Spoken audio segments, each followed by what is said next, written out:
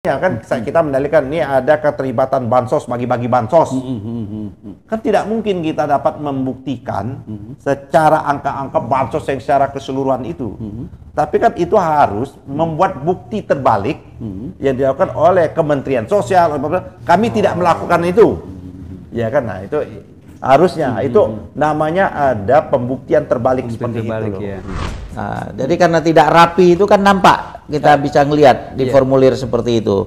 Nah, lebih aneh lagi di bawah 03 juga begitu, bahkan lebih banyak 165 bisa dibayangkan teli itu kan satu deret itu 60 ya kan. Nah, dua ini 120. Udah itu ada lagi 15. Jadi 03 juga di tipexnya semua begitu. Udah itu ditulis lagi 135 habis itu dinolkan.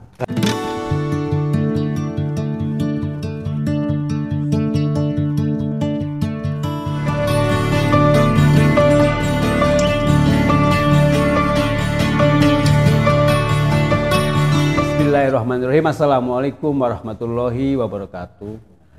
Pemirsa, kita jumpa lagi di arena dialog kita pada siang hari ini. Ini tidak lepas dari kaitan dengan pemilu 2024, di mana kita ketahui sekarang sedang berjalan gugatan di Mahkamah Konstitusi. 01 dan 03 menggugat sebagai pemohon untuk atas nama kecurangan pemilu yang memang kita ketahui banyak ditolak oleh para masyarakat, publik semua sudah paham bahwa pemilu kita hari ini, ya tahun ini penuh dengan kecurangan. Nah, pada hari ini kita bincang-bincang dengan dua orang narasumber penting. Ya, saya katakan penting karena mereka adalah yang terlibat langsung di Mahkamah Konstitusi. Satu, yaitu Bapak Ketua Umum Partai Masyumi Bapak Ahmad Yani, SHMH, sebagai pengacara tim Hukum Nasional 01. Assalamualaikum Pak. Waalaikumsalam warahmatullahi wabarakatuh. Yang kedua Pak Ustadz Anin, ya, juga berperan di Mahkamah Konstitusi kemarin sebagai saksi. Ya, pemirsa TV Masyumi, ya tentunya teman-teman kita dari Partai Masyumi seluruh Indonesia senang juga, bergembira dan tentu akhirnya optimis ya bahwa dua tokoh kita ini, Ahmad Yani dan Ustadz Anin Armas, ini berperan penting dalam Mahkamah Konstitusi. Kita berharap kemenangan betul-betul nanti akan di tangan pihak kita, insya Allah, amin. Nah, untuk itu kita akan nanya-nanya, ngobrol-ngobrol dengan Pak Ahmad Yani ini. Kira-kira bisa dikasih gambaran, dijelaskan, diceritakan bagaimana soal kemarin di MK ini, Pak. Terima kasih Pak Eri, Ustadz Anin yang saya hormati. Assalamualaikum warahmatullahi wabarakatuh. Waalaikumsalam. Pemirsa yang berada di seluruh Indonesia, sahabat-sahabat dan kawan-kawan yang setia. Kawan-kawan, sahabat-sahabat semua, ini memang perlu penjelasan yang menurut saya cukup penting juga. Kenapa kita mengajukan gugatan ini? Atau paslon lah kalau mau pasnya ya, 01 paslon ya? 01 ini. Banyak orang salah mempersepsikan. Bahkan dari lawyer sebelah ya kan, menganggap kita ini nggak ngerti persoalan, ya kan. Gugatan kita ini asal gugat, omon-omon kayak gitu loh. Ada yang menyatakan gugatan kita ini omon-omon, asal gugat seperti itu. Karena dia menuduh atau mengatakan bahwa kita nih dalil gugatan kita ini sebagaimana gugatan-gugatan pilpres yang terdahulu. Yaitu seolah-olah kita mempersoalkan yang namanya kejahatan terstruktur, sistematif dan masif. TSM. Karena memang sejak perubahan undang-undang pemilu, wilayah TSM ini memang tidak lagi menjadi wilayah yurisdiksi dan pemeriksaan di Mahkamah Konstitusi seperti itu. Itu adalah yang dilakukan oleh Bawaslu. Tapi memang sayang Bawaslu tidak melaksanakan tugas dan mandat yang diberikan oleh undang-undang itu. Itu problem. Tapi kita tidak masuk, kita di atas TSM itu. Di atas TSM. Ya. Walaupun istilah TSM dari MK ya dulu ya. Ya, itu makanya kita tahu MK itulah kalau mau memang konsisten dari sejak awal harusnya MK itu patuh pada perselisihan MK itu, baik pilkada, pemilihan kepala daerah itu, pemilu kada ya, pemilihan umum kepala daerah itu maupun pemilu legislatif maupun pemilu presiden tidak menggunakan term yang disebut terstruktur, sistematik dan masif seperti itu. Harusnya konsisten. Konsisten, tapi dia akan menerobos itu semua. Bahkan ada keputusan Mahkamah Konstitusi itu mendiskualifikasi dan menyatakan pemenang di dalam pilkada itu. Itu Kota Waringin Barat, saya ingat betul. Dan itu bukan kewenangannya MK, tapi MK terobos seperti itu. Nah, pertanyaan bisa atau tidak seperti itu kan MK? Menurut saya bisa. Kenapa? Putusan Mahkamah Konstitusi juga pada tahun 2012 itu menyatakan bahwa Mahkamah Konstitusi ada penjaga konstitusi, the guardian of constitution, itu loh, the guardian of konstitusi. Nah, oleh karena itu kita mengajukan gugatan kita ini memang kita pertama ada persoalan hasil pemilu. Kita sama-sama mengetahui hasil pemilu sudah menjadi, kalau dalam hukum itu fakta notoir, sudah menjadi kebenaran umum yang tidak perlu lagi kita buktikan kebenarannya itu. Kenapa? Karena sudah diumumkan. Ya kan, sudah diumumkan, ya kan, hasil ya. Sudah diumumkan bahwa pasangan 01 mendapatkan angka lebih kurang 40.971.906. Pasangan urut 2 96.214.691, pasangan urut 3 27.40.878, yang kalau dikonversi dengan persentase kan ada angka kan, 02 itu mencapai angka 58% seperti itu. 01 20-an ya, 24% apa 26, terus pasangan 03 ya belasan itu sendiri. Tapi kita memang sesungguhnya tidak melihat hasil angka itu, karena angka ini kan sebuah proses dari semua proses-proses yang terjadi seperti itu. Hasilnya gitu ya. Itu kita dalilkan lah, ada proses yang samanya konsolidasi konsolidasi kepala-kepala daerah. Yang melalui kepala daerah dulu, melalui PJ, ya kan, melalui pejabat-pejabat itu. Dan ini memang adalah skenario yang cukup panjang. Ini kalau menggunakan termnya TSM itu yang disebut terencana itu. Tapi kita nggak mendalilkan itu. Apa terencana itu memang jauh-jauh hari senjata ini akan digunakan kemudian, yaitu menunda pemilu kepala daerah gitu loh. Harusnya pemilu kepala daerah tidak boleh ditunda toh. Harus dilaksanakan karena tidak ada hal ihwal kegentingan yang memaksa kepala daerah itu untuk ditunda. Tidak ada. Apa Indonesia ditimpa bencana secara keseluruhan kan nggak ada. Kelaparan secara keseluruhan juga nggak ada. Krisis ekonomi juga nggak ada. Karena pemerintah selalu mengagung-agungkan pertumbuhannya bagus seperti itu. Jadi tidak ada hal ikhwal kegentingan yang memaksa, kalau menggunakan bahasanya konstitusi itu, untuk pemilu kepala daerah itu ditunda. Akan tapi kan Presiden Jokowi menunda dengan mengeluarkan Perpu pada waktu itu. Saya pada waktu itu dengan sahabat saya yang sekarang kita agak berbeda pandangan, saya tidak mau sebut namanya lah ya, sudah mempersoalkan penundaan pemilu ini. Dulu dalam bayangan kami hanya untuk menjegal agar Anies tidak running ke pemilu kepala daerah di DKI untuk yang kedua kali, karena dia masih menjabat. Ini harus dijegal dulu seperti itu. Hanya sederhana itu. Tapi ternyata ini ada untuk kepentingan pilpres gitu loh. Sebagaimana dikemukakan hasil temuan ini yang dilakukan oleh kawan-kawan Bivitri, Ferry Amsari dengan Zainal Abidin Mokhtar yang dimasukkan dalam pelam yang luar biasa menggemparkan itu, yang sehingga kita juga mendapat teguran kan, karena kita anggap Dirtiput ini ada bagus substansinya dan ini harus disosialisasikan, seperti itu harus disosialisasikan. Ini ada menyangkut masalah perjuangan demokrasi dan kedaulatan rakyat, pelam itu ya kita menganggap ini kan tidak tersangkut sebenarnya dengan hak cipta dan sebagainya. Tapi memang sayangnya memang ini harus saya kritik habis juga. Tapi saya tidak mengkritik Ferry Amsari, saya tidak mengkritik Bivitri, saya sudah berkomunikasi Abidin Mokhtar. Tapi yang produsen ternyata motif, kalau mau dikatakan motif Deddy Laksono ini bukan motif perjuangan, motif dia hanya cari duit, gitu loh. Motif dia itu cari duit, keuntungan, gitu. Cari keuntungan, oleh karena itu dia membuat keberatan. Kenapa? Alasan hak cipta lah. Sehingga kita kan bermasalah kan, TV kita masih bermasalah seperti itu. Tapi itu pokok persoalan yang lainnya. Nah, yang kedua Pak Eri gini, kita mendalilkan yang kedua itu yang paling penting itu bahwa pemilu ini menurut pandangan kita betul-betul pengkhianatan terhadap konstitusi dan pelanggaran azas bebas, jujur dan adil itu. Itu yang digugat Itu ke MK ya. ya. Itu naik kita. Iya. Naik. Jadi pelanggaran konstitusi kalau menurut bahasa saksi atau ahli kita kemarin pelanggaran konstitusi dan pelanggaran undang-undang. Gitu loh. Oke. Apa yang dilanggar konstitusi itu jelas. Konstitusi kita itu mencantumkan di mahkotanya pemilu itu, dasar azas pemilu itu kan tadi pemilu umum itu harus dilakukan dengan yang namanya bebas, ya kan, rahasia, umum, luber, ya kan, Langsung umum, bebas, rahasia dan jujur dan adil. Oke. Itu berjurdil itu. Tapi sama-sama kita ketahui secara telanjang, secara vulgar, dan secara ugal-ugalan itu tidak terpenuhi.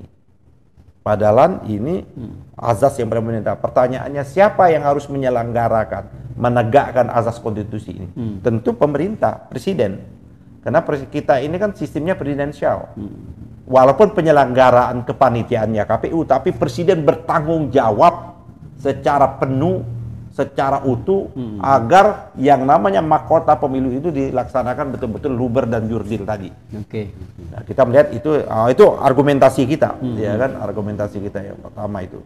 Dan kita akhirnya merumuskan itu. Jadi tidak ada bicara Tidak hasil angka gitu ya. Angka-angka, nggak bicara masalah angka-angka. Kita kalau buat angka-angka sudah jauh lah, nah, itu kan masalah angka-angka itu yang pertama itu Pak Eri. Terus yang berikutnya yang kita persoalkan itu adalah tadi kan itu lumpuhnya independensi penyelenggara pemilu. Itu 1, 2. Nah, nanti di mana letak lumpuhnya itu adalah sama-sama kita mengetahui ini mulai proses awal. Rekrutmen komisioner KPU. Panselnya siapa? Kan orang dari kantor KSP, kantor apa tuh? Di istana itu ya. Kantor sekretariat presiden kan gitu. Khusus. Ya si Yuri kan? Juri sama. Seperti itu. Dari proses awal itu juga kita persoalkan sebenarnya seperti itu. Nah, tapi yang lain lagi yang kita persoalkan itu juga adalah tentang nepotisme. Nah, ini kan juga seperti itu. Nepotisme sebagaimana TAP MPR dan lahirnya Orde Reformasi ini salah satunya adalah untuk yang namanya melawan nepotisme itu. Ini nepotisme itu telanjang bulat gitu loh. Telanjang bulat seperti itu. Nah, terus yang berikutnya, oleh karena itu untuk membuktikan argumentasi kita, sebenarnya dalam sengketa ini tidak berlaku sesungguhnya dalil atau yang namanya doktrin, siapa yang mendalilkan dia membuktikan. Itu udah hukum acara lampau, udah kuno. Sekarang ini tidak harus yang mendalilkan itu yang membuktikan. Karena ada hal-hal yang tidak dibawa otoritas kewenangan dipegang data-data itu si yang mendalilkan. Ya itu. Itu gambar contohnya apa tuh? Bagus. Contohnya kan kita mendalilkan ini ada keterlibatan bansos, bagi-bagi bansos. Kan tidak mungkin kita dapat membuktikan secara angka-angka bansos yang secara keseluruhan itu. Tapi kan itu harus membuat bukti terbalik yang dilakukan oleh Kementerian Sosial. Kami tidak melakukan itu. Ya kan, nah itu harusnya itu namanya ada pembuktian terbalik seperti itu loh. Ya. Nah, jadi itu apa yang kita lihat. Nah, oleh karena itu kita menghadirkan, alhamdulillah kemarin itu sesungguhnya baik saksi maupun ahli seluruhnya memberikan dukungan terhadap argumentasi kita. Kemarin itu loh. Kemarin itu kelihatannya memang ini. Iya kan, kita menghadirkan Pak Eri ya, kalau kita lihat itu, ini memang orang ahli di bidangnya ya. Kita mau lihat saja kita. Jangan sampai salah. Kita saksi yang pertama itu kita urut secara sistemik itu. Yang pertama yang kita hadirkan itu sahabatnya Pak Eri. Ya itu. Siapa sahabatnya Pak Eri yang sering kali menjadi ya kan ahli kita kan? Yaitu Bambang Eka Cahyawidodo. Beliau ini adalah pengamat pemilu dan pernah menjadi ketua Bawaslu. Dan berkali-kali menjadi langganan untuk bersaksi memberikan keterangannya sebagai ahli baik itu di Pileg, Pilpres termasuk kita pada waktu proses sengketa dengan KPU, proses pendaftaran partai politik. Betul juga. Nah, yang lebih penting betul menurut keterangannya ini Pak Bambang ini dalam konteks ya kan penyelenggaraan pemilu ini menurut dia itu proses pencalonannya Gibran ini betul-betul bermasalah. Cacat hukum lah ya. Satu itu. Kita kan berargumentasi seperti itu. Dari mana dia menyelenggarakan bermasalah itu adalah karena apa namanya? Berdasarkan keputusannya, menurut dia keputusan Mahkamah Konstitusi itu, ya putusan Mahkamah Konstitusi tidak bisa serta-merta dilakukan oleh KPU. KPU harus merubah dulu keputusan yang ada itu. Betul. Kan faktanya memang KPU tidak merubah. Tidak mengubah. Kan pendaftaran itu dibuka tanggal 18, ditutup tanggal 25. Pada tanggal 25 itulah pasangan 02 mendaftar. Terakhir ya. Berdasarkan PKPU yang nomor berapa itu, PKPU sebelum perubahan itu 19 Mas. PKPU 19 2003 ya. Iya, betul. 23 itu bahwa ada 4 hari KPU untuk melakukan pemeriksaan administrasi tadi. Betul. Sebelum yang namanya masuk tes-tes kesehatan dan macam-macam. Nah, dalam jangka waktu 4 hari ini, ya kan, kalau ternyata saudara Gibran ini pasti tidak memenuhi syarat, pasti itu. Jadi tidak ada debatable itu. Saudara Gibran tidak memenuhi syarat berdasarkan aturan Undang-Undang 17 ya, tahun 2019, 2017 dan PKPU tersebut tidak memenuhi syarat karena syaratnya umur 40 tahun. Semua orang di Republik Indonesia ini itu sudah menjadi fakta notoir istilahnya, mengetahui bahwa umur Gibran belum nyampe 40 tahun. Artinya pada waktu dia verifikasi itu dia harus sudah coret tuh. Nah, menurut Bambang ini persoalannya di situ, ya kan? KPU tidak taat lah menyelenggarakan ini. Terus ini keterangannya Bambang ini diperkuat juga oleh keterangan ahli dari UI, ahli hukum administrasi negara, yaitu Profesor Dr. Ridwan. Profesor Dr. Ridwan ini memperkuat argumentasi Bambang, memperkuat dalil yang kami kemukakan itu memang secara hukum administratif. Bahkan kalau mau naik sebenarnya ini di luar ini ya. Bahkan secara yang lebih di atas lagi, keputusan mahkamah itu tidak otomatis menjadi regling, aturan. Karena dia sebut keputusan Mahkamah Konstitusi itu bersifat vonis, bukan aturan. Maka dia harus dituangkan dalam aturan-aturan lagi. Tuh. Nah, Profesor Ridwan ini menyatakan ada cacat. Ya kan dia menyatakan dia cukup jelas itu, dia menyatakan ada cacat secara hukum administrasi itu. Dia menyatakan dia berdasarkan timetable ya dia buat itu. Menarik sekali dia buat itu. Jadwalnya ya. Ya kan pokok administrasi ini penyelenggara ada ini. Dikemukakan ini hubungan. Nah, isu kedua pencalonan ini peraturan KPU itu kan tadi yang saya kemukakan, ya kan, dan peraturan ini belum dirubah kan, peraturan ini baru dirubah pada tanggal 3 November. 3 November lewat. Pada 3 November kan sudah lewat itu. KPU menerbitkan kan tentang pasangan, ada keputusannya 1632, ya kan. Nah, keputusan KPU 1632 itu nanti kita akan bahas juga, ya kan, dalam perspektif hukum administrasi itu menurut dia adalah tidak pendaftarannya. Kenapa tidak sah pendaftarannya adalah karena kalau kita mau lihat bahwa KPU itu masih terikat dengan peraturan KPU nomor 19 tahun 2003. Masih terikat seperti itu, belum dirubah. Ini intinya keterangannya Prof. Ridwan ini. Nah, yang lebih menarik lagi menurut saya nanti keterangan seorang ekonom ya, Pit ini anak muda ya, muridnya Faisal Basri. Bagaimana dia melakukan riset, ya kan, ada keterhubungan, ada korelasi positif antar bansos itu dengan daya dukungan suara, dengan faktor elektoral seperti itu. Ini dia menyebutkan dengan pendekatan ilmu ekonomi metrik ya. Dia ulas sedemikian rupa. Dan ini argumentasi ya, baik argumentasi Bambang maupun argumentasi Pak Ridwan maupun ini tidak ada bantahan yang nyata. Artinya dari pihak itu nggak ada seperti itu, nggak ada. Hakim sendiri kan nanya. Hakim mau nanya, ada beberapa hakim juga ini seperti itu. Jadi kesimpulannya itu betul-betul ada bukti yang kuat perolehan suara Jokowi Widodo tahun 2019 itu, dan pengaruh dia sebagai presiden, pengaruh dia keliling dan bagi-bagi sembako itu, meningkatkan suaranya Prabowo pada tahun 2024. Dia buat itu, tak, karena di situ ada anaknya presiden, si Gibran itu. Nah, jadi ada 14,6% kenaikan suaranya itu. Jadi kan kalau kita betul lihat suaranya Pak Prabowo kemarin itu adalah 44%, ya kan?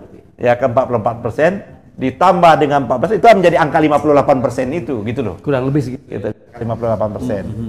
Nah, kalau Pak Johansa, ini Johermansa ini, dia ini ahli otonomi daerah. Orang lama menjadi dirjen, ya kan? Otonomi daerah ini. Nah, dia menyatakan ini yang cukup menarik dikemukakan oleh ini Pak ahli ini.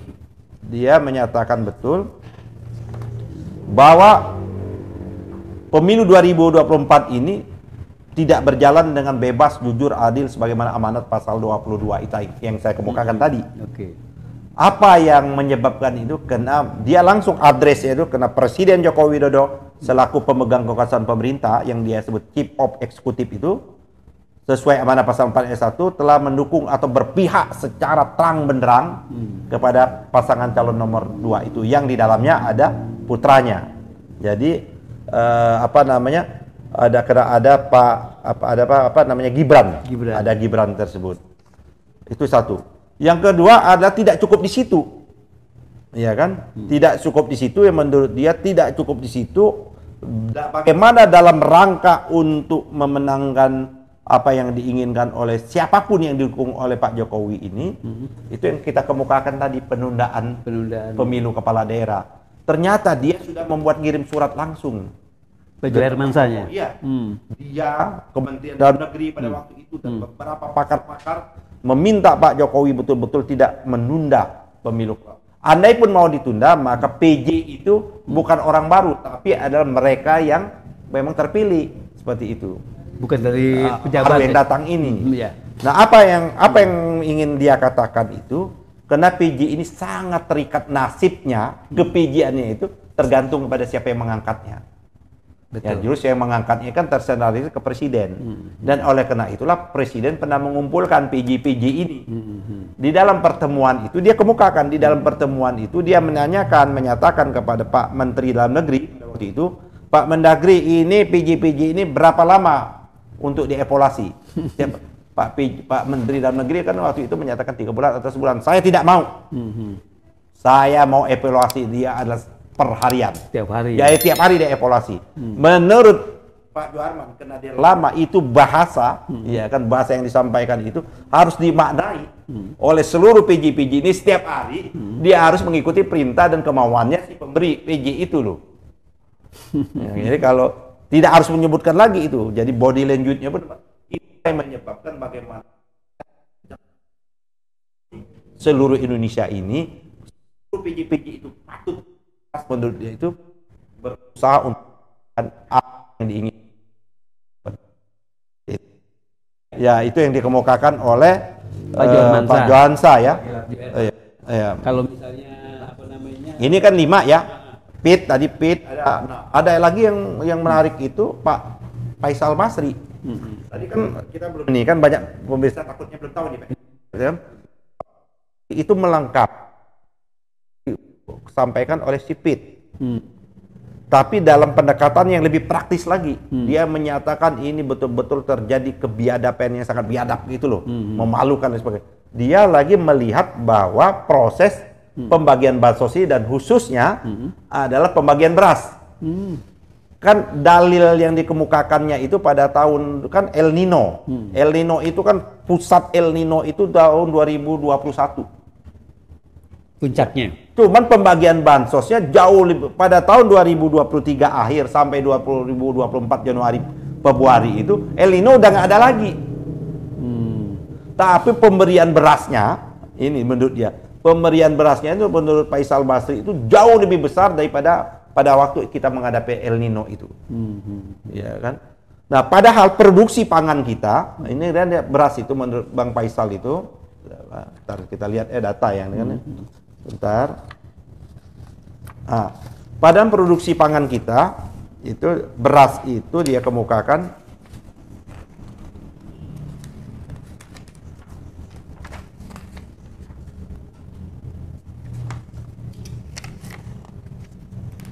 ini dia. Normal hanya berkurang 600.000 kilo, 0,6 juta ton kan. Nah. Tapi yang lebih menyolok lagi yang kontradiktif itu kok impor gila-gilaan. Impor gila-gilaan kita impor itu 2,63 juta ton. Padahal kebutuhan kita hanya 0,6. Tapi impornya 2,63 juta ton. Itu menurut Faisal Basri. Dari ini juga pada waktu yang bersamaan harga beras seharusnya dengan banyak ini menurun. Tapi harga beras naik. Dan harga tertinggi sejak adanya Republik Indonesia ini sepanjang sejarah ini pada waktu Februari itulah. Harganya tertinggi padahal di pasar dunia harga beras turun. Pertanyaannya beras impor ini digunakan di mana? Iya. Gitu loh. Dipakai untuk di mana? Itulah yang dia duga keras digunakan untuk dibagi-bagikan oleh Pak Jokowi. Itu. Nah, itulah dia menyatakan bahwa Pak Jokowi itu bahkan dia betul-betul menganggap orang Indonesia ini tidak berapa lempar-lempar kayak memberi makan bebek. Jadi menurut dia ada keterhubungan, ada hubungan. Nah, yang terakhir itu yang memberikan keterangan dalam konteks ini di samping ahli IT ya, yaitu Antoni Budiawan. Nah, ini menjadi persoalan.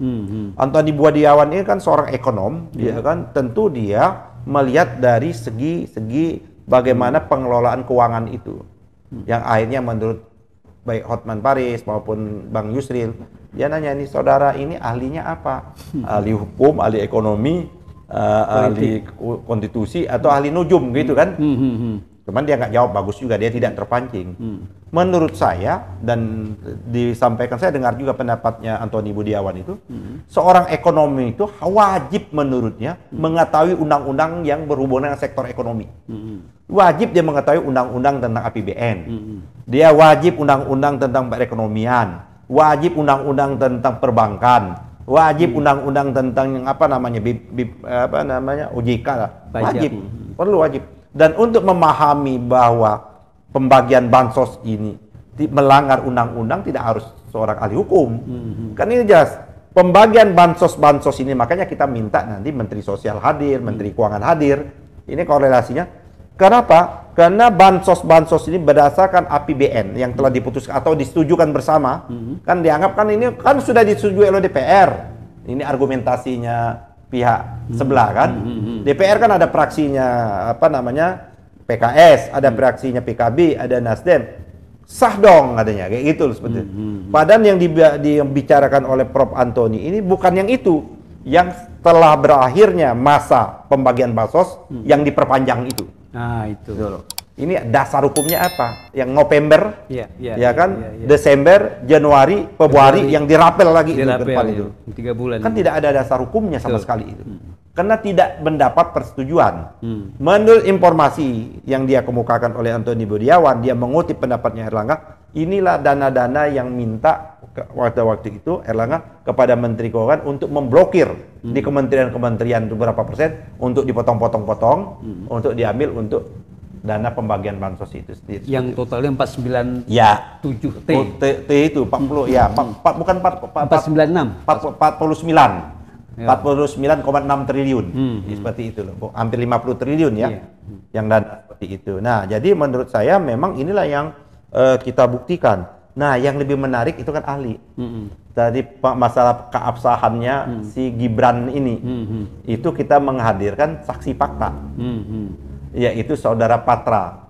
Saudara Patra itu menyatakan pengacara. Karena dialah yang menggugat proses pendaftarannya Gibran ini. Dialah yang melaporkan ke Bawaslu, dialah yang melaporkan ke DKPP, yang dia juga yang menggugat di pengadilan PHM, di Pengadilan Negeri Jakarta Pusat. Apa yang ingin dikemukakan selama ini kan sepi dari liputan, tapi setelah masuk TikTok orang mulai banyak nonton kan. Ternyata ada peristiwa yang lepas dari pantauan publik, termasuk kita. Peristiwa persidangan laporannya Patra Zen atas dugaan pelanggaran yang dilakukan KPU menerima pendaftaran itu. Ini Patra Zen itu meminta betul, menguji betul apakah pendaftarannya si Gibran ini sah secara hukum. Itulah yang dia bawa dan itu. Dan di pembuktian di KPP itu, walaupun ini pelanggaran kode etik, ini kan melanggar kode, tapi substansi pelanggaran itu adalah bagaimana KPU adalah menerima yang seharusnya dia tidak terima. Itu yang menurut dia seharusnya pada tanggal 29 itu Gibran itu dengan otomatis dicoret pendaftarannya. Nah, oleh karena itu kita dilihat ya apa namanya dianggap melanggar karena pada waktu itu ditanya oleh Gibran ke Dirjen Perundang-undangan kapan kan PKPU yang baru itu diajukan diundangkan oleh kan Adigium itu apa namanya teori fiksi hukum itu undang-undang itu mulai berlaku atau peraturan perundangan berlaku sejak dia diundangkan. Iya kan? Nah, ternyata baru tanggal 3 November. Jauh sebelumnya dalam keterangannya Patra di pengadilan bahwa KPU itu sudah minta kepada Gibran untuk melakukan perubahan. Kata Dirjen Perundangan nggak bisa. Kita ini bernegara, Anda berdasarkan ketentuan harus berkonsultasi dulu dengan DPR.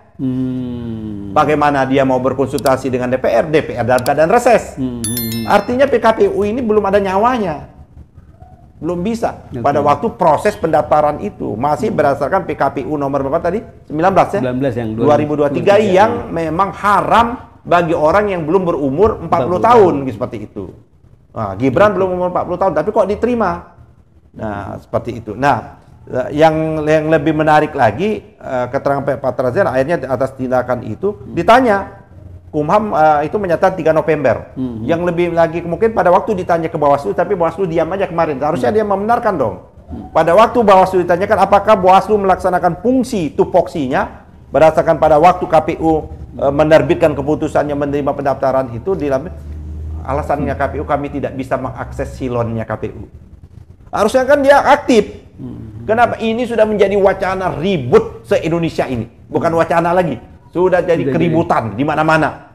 Maka muncul petisi-petisi itu. Ini kan sudah menjadi fakta kebenaran umum bahwa persoalan Gibran dengan keputusan Mahkamah Konstitusi itu menjadi persoalan nasional. Seharusnya Bawaslu kalau dia melaksanakan tugas fungsi dia tegur KPU. Langsung. Dia KPU, kenapa kau keluarkan surat ini? Ini nggak memenuhi syarat. Itu fungsinya Bawaslu. Tapi kan Bawaslu kan simponi dengan dengan KPU. Nah, saya ingin mengakhiri saja Pak Heri. Yang lebih menarik lagi, kenapa kita mau merujuk betul keputusannya? Keputusan tentang penetapan capres ini kan ditetapkan tanggal 13 November. Dia mengatakan seolah-olah 13 November ini menjadi sah katanya. Karena PKPU-nya 3 November. Di konsideran yuridisnya, di mengingatnya ini, dia masih mencantumkan Undang-Undang Nomor 7 tahun 2017 yang belum diuji oleh MK. Berarti kan masih 40 tahun. Yang kedua, dia menyatakan melaksanakan keputusan MK. Di sini nggak disebutkan putusan MK itu tidak dicantumkan.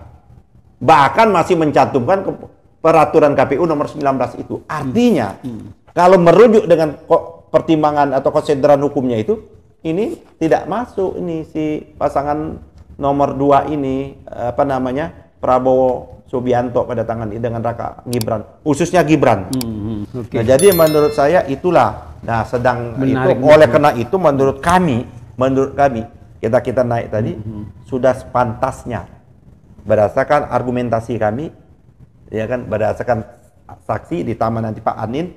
Kalau yang saksi-saksi ini kan ialah yang menambah fakta-fakta. Sesungguhnya bukan itu. Menambah fakta-fakta yang kami argumentasikan seperti itu. Dan oleh karenanya kami yakin betul bahwa Mahkamah Konstitusi akan mengabulkan gugatan kami ini. Insya Allah, amin. Paling tidak. Kan kita minta 2 tuh. Orang lupa juga. Yang kita minta pertama itu dari apa yang kita minta itu pertama adalah betul-betul mendiskualifikasi pasangan urut nomor 2 ini. Nah, kalau hakim Mahkamah Konstitusi berpandangan lain atau setidak-tidaknya bahwa kita minta yang didiskualifikasi itu Gibran. Karena ini memang menjadi persoalan. Ya, masih ingat nggak Pak Eri kita bilang kita dulu setelah MK mengeluarkan Perpu, setelah MK memutuskan, kan saya menyatakan nggak bisa keputusan Mahkamah Konstitusi itu bisa dilakukan serta-merta karena kita tidak menganut putusan hakim menjadi aturan regulasi.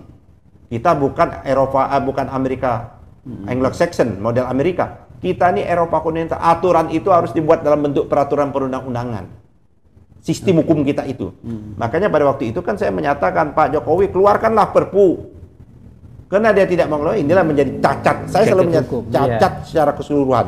Masa kita mau melantik capres dan cawapres yang kebetulan cawapresnya ada cacat secara konstitusional, cacat secara hukum, cacat secara prosedural itu kan tidak bagus kita berpraktik sebagai berbangsa negara.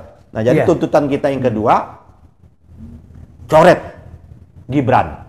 Dan oleh karenanya maka bukan pemilu ulang. Orang menyatakan pemilu ulang, enggak. Pemungutan suara ulang. Kan nggak merubah, tinggal sudah Pak Prabowo karena Gibran dicoret, KPU meminta Pak Prabowo untuk memajukan pasangan yang baru. Wapres. Kan banyak. Bisa ada Erick Thohir, ada Erlangga, ada Julhas, ada Bang Yusril Iza Mahendra, seperti itu. Atau kalau mau ambil lagi ada Puan, seperti itu kan. Silakan aja, itu haknya dia. Baru dilakukan pemungutan suara ulang. Nah, dengan catatan Pak Jokowi tidak boleh lagi ikut terlibat.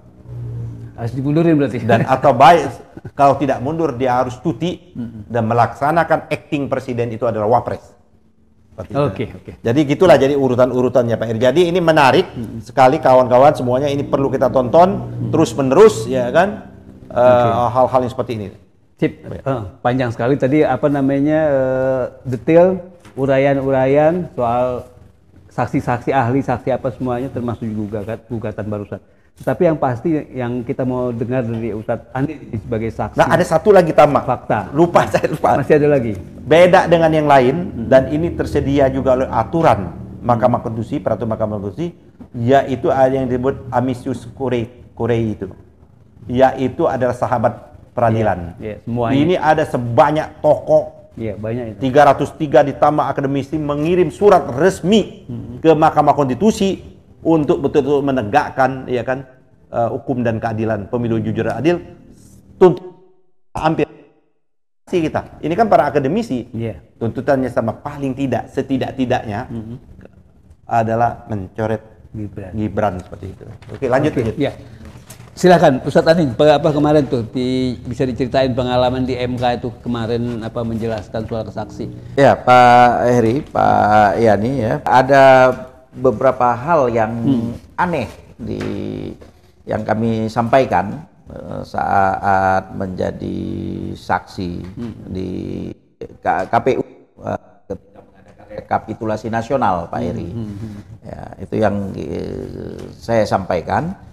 Di antaranya itu adalah di Papua Selatan, itu di Kabupaten Mapi ya, kecamatan kelurahan dengan TPS itu ada di formulir C hasil itu di tip X-nya itu biasa kalau tip X kan 1 ya kita tip X. Ini aneh nih karena tip X-nya itu suara Amin itu ada 19. Berarti kan banyak tuh. Nah, itu habis itu dihapus pakai di tip X. Bahkan ada tulisan angka 19, itu pun di tip X, sudah itu diganti dengan 0 gitu. Nah, jadi karena tidak rapi itu kan nampak, kita bisa ngelihat di formulir seperti itu. Nah, lebih aneh lagi di bawah 03 juga begitu, bahkan lebih banyak, 165, bisa dibayangkan teli itu kan satu deret itu 60 ya kan, nah ini 120, udah itu ada lagi 15, jadi 03 juga di tip X-nya semua begitu, udah itu ditulis lagi 135, habis itu dinolkan. Kasar sekali mainnya. Iya, dan saya sampaikan di waktu rekapitulasi nasional dan itu dipaparkan karena dimasukkan kan, dilihat itu, saya minta untuk dipaparkan, dipasang di screen itu, coba dibuka itu sebagai contoh. Itu. Nah, saya tanya kepada KPUD Papua Selatan dengan Bawaslu Papua Selatan itu, mereka juga bingung ketika melihat itu. Jadi mereka juga nggak tahu gitu loh. Nah, jadi ini kan menunjukkan satu apa namanya nggak betul ya. Iya. Nah, Bawaslu juga sangat lemah berarti di situ, KPUD juga itu sangat lemah ya. Sehingga pun baru mereka nggak bisa jawab itu, karena kaget juga baru melihat itu. Nah, itu bukan cuma di satu TPS, ada lagi di TPS yang lain dan sebenarnya sangat berpotensi juga di beberapa TPS. Tapi kan kita juga nggak bisa ya semua TPS minta. Nah, tapi ini kan udah menunjukkan bahwasanya satu yang aneh itu terjadi ya. Memang karena hasil pemilu 2024 ini aneh. Nah, karena aneh, maka muncullah keanehan-keanehan yang lain itu. Nah, keanehan yang lain itu saya sampaikan juga, Pak Heri, itu DPK pemilihnya lebih banyak daripada DPT. Nah, ini kan kita bingung ya, kalau di Indonesia bisa ribut itu DPK lebih banyak dari DPT. DPT-nya misalnya ada katakanlah maksimal 300, kemudian DPK-nya lebih, kan bingung kita. Kalau DPT bagaimana? Udah itu kan batas waktu memilih DPK kita ketahui kan 1 jam sebelum ditutup. Nah, ini DPK-nya sampai 20.000 lebih. Itu 20.228. Di mana Di Tawau itu di Sabah itu ya. Nah, DPT-nya 18.000. DPTB-nya pun sangat besar itu, 50% DPTB-nya itu. Kan ini udah aneh, janggal ya. Kita bisa ngelihat dari situ, apapun alasan kan bisa diberikan. Tapi bagaimana mengorganisir DPK dalam waktu 1 jam sebelum itu, kan itu udah banyak itu. Kita dari analisa begitu saja udah aneh itu. Nah, itu juga terjadi ya. Dan itu bisa jadi kan bukan cuma di situ ya, di daerah-daerah di luar yang berpotensi, ini udah tanda sebenarnya itu terjadi. Nah, keanehan lagi yang lain ya, itu adalah, ini tidak saya sampaikan di forum itu, tapi saya ada memberikan data ya, kita sendiri yang mengecek itu di Kelurahan Cileuksa, Kecamatan Sukajaya, Kabupaten Bogor. TPS 1, 2, 3 sampai TPS 27, 01 0 suaranya, 03 juga 0. Nah, ini kan kalau 01 saja itu juga udah aneh gitu. Ini aneh murokab mungkin ya, aneh ganda gitu ya. Jadi gimana kan bisa terjadi dua paslon ini 01 kayak apa di situ daerah khusus 02 mungkin desa itu atau bagaimana kan. Jadi ini kan memunculkan banyak pertanyaan sebenarnya di balik fakta seperti itu. Nah, hal lain juga adalah surat suara yang dikirim oleh KPU. KPU kan membuat itu keputusan 1413 ya, tahun 2023 yang akan menyesuaikan dengan DPT yang ada ditambah 2% itu. Nah, di beberapa provinsi yang kami lihat waktu itu saya jadi saksi untuk Jawa Tengah, itu dari 35 kabupaten kota hanya 2 yang betul, yang tepat itu Grobogan dengan Cilacap. 33 kabupaten kota itu ada yang surat suaranya lebih kurang, ada surat suaranya yang dikirim lebih. Ini waktu rekapitulasi nasional. Itu ketika kita duduk bersama di situ, kita melihat loh ini nggak cocok gitu. Nah, alasan kemudian KPU dia akan mencocokkan, nah itu belakangan lah. Tapi fakta di situ menunjukkan tidak sesuai antara yang dikirim dengan yang diterima. Nah, kalau kabupaten kota itu ada Wonogiri sampai selisihnya sampai 5.000 saya ingat ya. Sampai 5.000 kertas surat suara, kabupaten lain lagi banyak. Itu kan akan menimbulkan lagi pertanyaan. Nanti ketika kabupaten menerima, bagaimana dia mengalokasikan ke daerah yang lain, itu ke kecamatan, kan akan timbul lagi persoalan itu. Kalau suaranya lebih, gimana dia kecamatan mana yang mau dia lebihkan lagi, atau kecamatan mana yang, nah ini kan akan timbul lagi banyak pertanyaan ya. Begitu juga nanti kecamatan kepada kelurahan. Apakah kelebihan yang ada di kabupaten itu kemudian nggak dikirim ke kecamatan? Wallahu a'lam bishawab. Hanya Allah dan KPU tahu itu. Nah, jadi kan udah berbagai macam persoalan, dan kita ketika rekapitulasi nasional itu kan tidak mendapatkan jawaban langsung ya pada itu. Bahkan ada yang diskors itu. Nah, itu juga terjadi di Jawa Timur, itu juga di Sumatera Utara ya, dan ini kan jumlah pemilihnya yang sangat besar. Nah, Kalau yang di MK tuh, Ustaz. apa? Yang di MK kemarin gimana? Nah, itu saya sampaikan di MK. Apa yang terjadi di Itu KPU di rekapitulasi itu yang saya sampaikan di MK. Ada fakta keras, fakta yang menunjukkan bahwasanya distribusi surat suara yang dikirim ke beberapa provinsi tidak sesuai peruntukannya dengan keputusan KPU. Ya. Itu begitu juga dengan yang data ganda ya, data ganda itu sebenarnya sudah ada di Masyumi TV waktu itu kita Pak Eri bahwa satu nama berulang sampai 11 kali.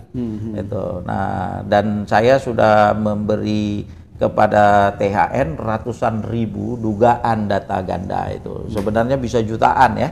Tapi kita dari berbagai provinsi, ada dari Jawa Timur, Situbondo, Jember, Wonosobo, Situbondo, Jember ya, kemudian dari Jawa Tengah itu ada yang dari Magelang ya, kemudian Kebumen, Cilacap, Banyumas, ada yang dari Banten, Lebak, ada yang dari Provinsi Sumatera Barat dan lain sebagainya, yang jumlahnya itu ratusan ribu.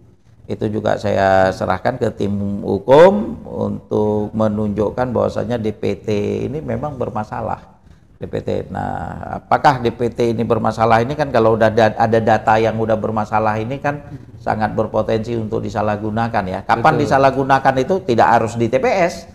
Itu karena peluang untuk menyalahgunakan itu akan menjadi terbuka karena di mana aja gitu ya. Di mana saja dan kapan saja karena itu sudah tersedia. Nggak sederhana, oh nanti kalau lebih dibakarlah nggak semua lokasi seperti begitu. Kan ada banyak tempat, keterbatasan saksi Indonesia yang begitu luas, yang jelas ya itu ya tergantung udah situasi di lapangan kan begitu.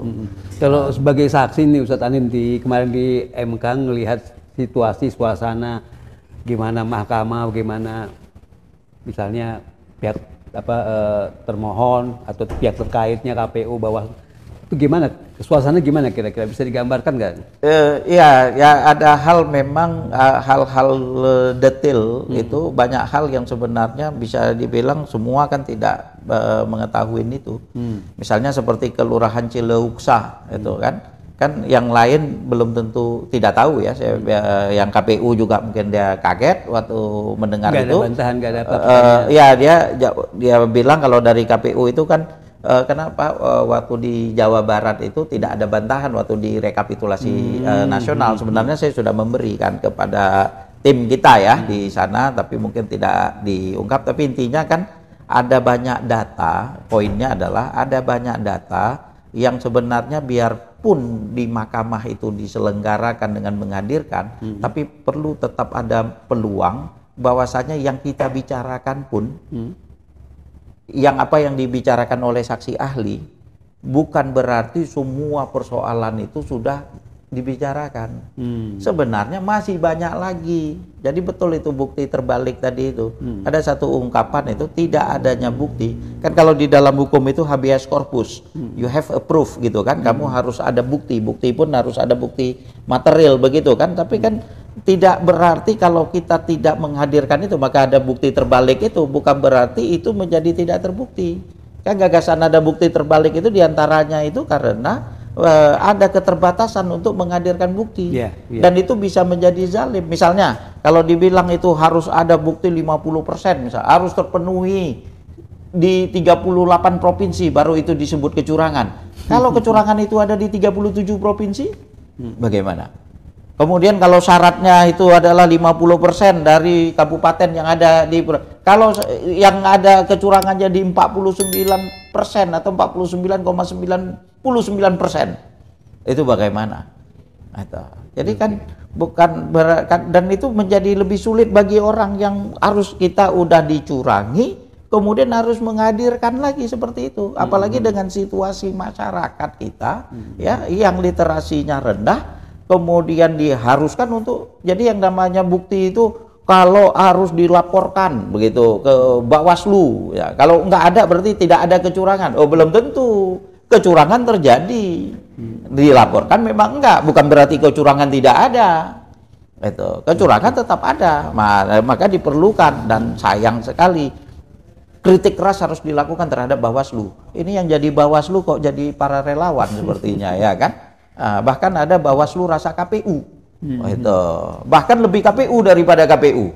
Itu. Nah, ini dan memang kita kembali imbas. Kalau kita ingat pada tanggal 14 Agustus Bawaslu itu tidak kan berakhir masa tugas Bawaslu yang dilantik pada tahun 2018 kan berakhirnya pada tahun 2023 tanggal 14 dan 15, 16, 17 Agustus itu telah terjadi kekosongan Bawaslu di seluruh kabupaten kota. Nah, jadi kami waktu di saksi rekapitulasi nasional tim paslon 01 ini kita tidak tanda tangan.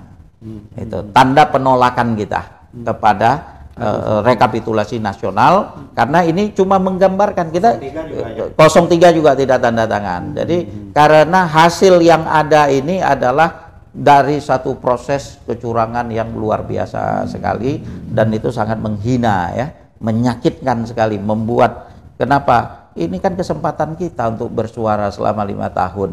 Akhirnya ketika kita tunggu-tunggu 5 tahun untuk kita bersuara, tapi kemudian suara rakyat ini karena tamak dengan kekuasaan presiden rasa raja, kemudian itu kan luar biasa. Ini nggak terjadi kan sebelumnya ya kan, karena ada dinasti tadi itu. Kalau bukan anaknya dia juga nggak ada yang dia nggak akan berjuang seperti begini kan. Tapi karena presiden rasa raja ya sehingga semua ini jadi terjadi, dan ini adalah sisi kelam, ini sejarah kelam yang telah terjadi, menodai ya sejarah apapun, kemenangan yang ada lain sebagainya itu adalah hasil dari satu kejahatan, karena ini semua adalah kalau kita telusurin kan adalah juga kejahatan ya. Oke, gitu. Baik, terima kasih Ustadz Anin. Jadi cukup jelas tadi menggambarkan bagaimana kecurangan demi kecurangan yang terjadi di lapangan, fakta. Jadi yang disampaikan fakta itu yang disampaikan Ustadz Anin juga di Mahkamah Konstitusi. Dan ini Pak Ketum nih, Pak Ahmad Yani, kita tahu tanggal 22 kan baru ada putusan dari MK ya. Tapi ini kan kita ada jeda liburan Lebaran panjang ini, jadi yang pasti sidang tetap jalan. Misalnya hari Jumat nanti katanya akan dipanggil 4 menteri ya ke MK.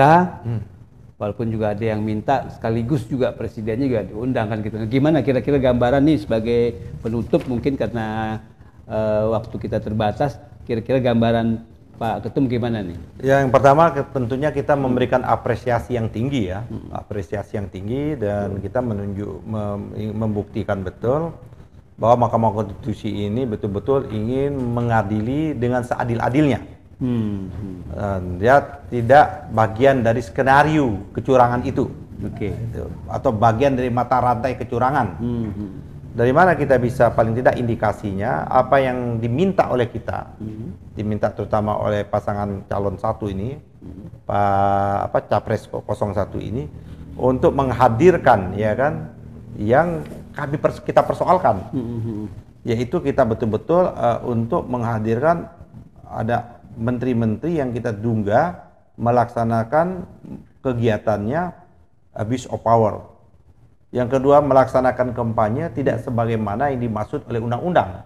Harusnya cuti dan tidak dilakukan di luar tanggungan kan, seperti itu. Nah, oleh karena itu kita bersyukur sekali ternyata respon dari hakim konstitusi yang jumlah 8 orang. Kita bersyukur kan 8 orang nih, kenapa Aman nggak boleh mengadili ini?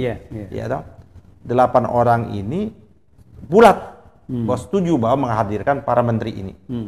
Dan itu insya Allah nanti hari Jumat nanti akan dihadirkan. Kita akan menanya terutama kepada Ibu Menteri Keuangan, Ibu Sri Mulyani, bagaimana sih sesungguhnya postulat anggaran kita, APBN kita, sampai di mana bansos itu, kapan waktunya, ya kan? Terus berapa alokasi anggarannya, apa nomenklaturnya, kan banyak itu. Bansos itu kan berbagai macam kan. Nah, terus berakhirnya kapan? Terus apakah Ibu Sri Mulyani juga menyetujui dan mengetahui proses perpanjangan? Di mana diputuskan? Di rapat kabinet kah? Atau rapat omon-omon kan? Antar presiden dengan siapa-siapa? Terus payung hukumnya apa? Nah, itu. Nah, begitu juga Ibu Risma ya, sebagai Kementerian Sosial, ada yang namanya tentang Kementerian Sosial. Seluruh bantuan-bantuan sosial itu leading sektornya itu Kementerian Sosial. Tidak bisa Menteri Perdagangan. Apa urusannya Menteri Perdagangan bagi-bagi bansos gitu loh? Nggak ada urusannya. Ya kan? Apa urusannya dengan Menteri Menko Equin? Ya kan seperti itu. Jadi yang betul-betul kita itu minta betul 4 menteri kan untuk dihadiri itu. Nah, jadi ada 4 menteri yang kita minta hadir, yaitu pertama, nah ini PMK, Menteri Koordinator Bidang Pembangunan Manusia dan Kebudayaan, Pak Muhadjir Effendi. Karena kita dapat fakta-fakta, Pak Muhadjir Effendi juga ini terlibat dalam pembagian bansos ini, gitu loh.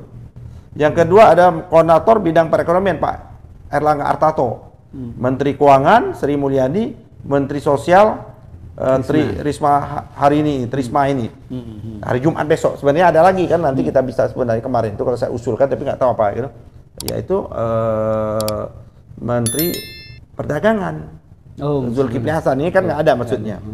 Terus bisa juga sebenarnya Mendagri. Mendagri. Bagaimana ini Mendagri ini persoalan yang namanya PJ mobilisasi itu seperti itu. Sehingga ini terbuka. Sesungguhnya kalau angket berjalan, hasil keputusan angket itu bisa jadi kita fakta dan bukti untuk MK. Tapi sayangnya kan angket belum berjalan. Mudah-mudahan kita bersyukur dari ini paling tidak dari yang kita ajukan dikabulkan oleh hakim, dan ini mudah-mudahan tanda-tanda baik permohonan kita ini. Makanya saya menyatakan ini ada perubahan arah, ya kan? Perubahan arah dari Mahkamah Konstitusi. Salah satunya juga kan Mahkamah Konstitusi kemarin kan menolak juga kan perubahan ya pilkada dan dimajukan dan sebagainya kan, seperti itu. Jadi cukup bagus, saya kira kita masih punya secercah harapan di tengah-tengah ketidakpercayaan masyarakat terhadap institusi penyelenggara pemilu.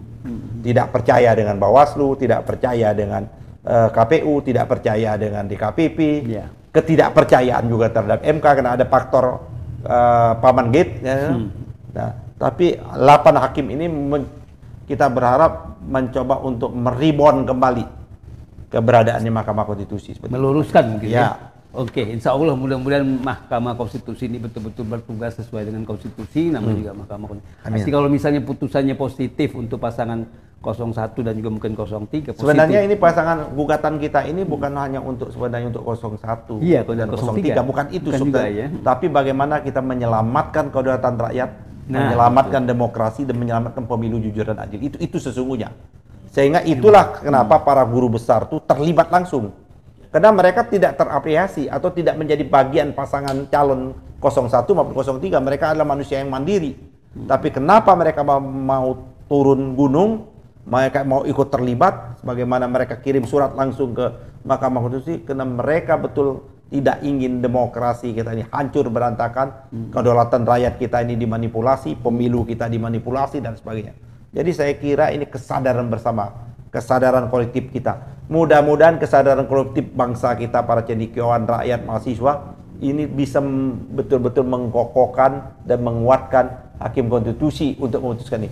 Karena saya yakin Pak Eri, pasti yang namanya kekuasaan all out, dia akan mempertahankan ini. Tentu dengan segala cara juga, agar mempengaruhi keputusan hakim-hakim Mahkamah Konstitusi itu. Jadi dukungan masyarakat yang seperti ini saya kira sudah pada waktunya mengalir.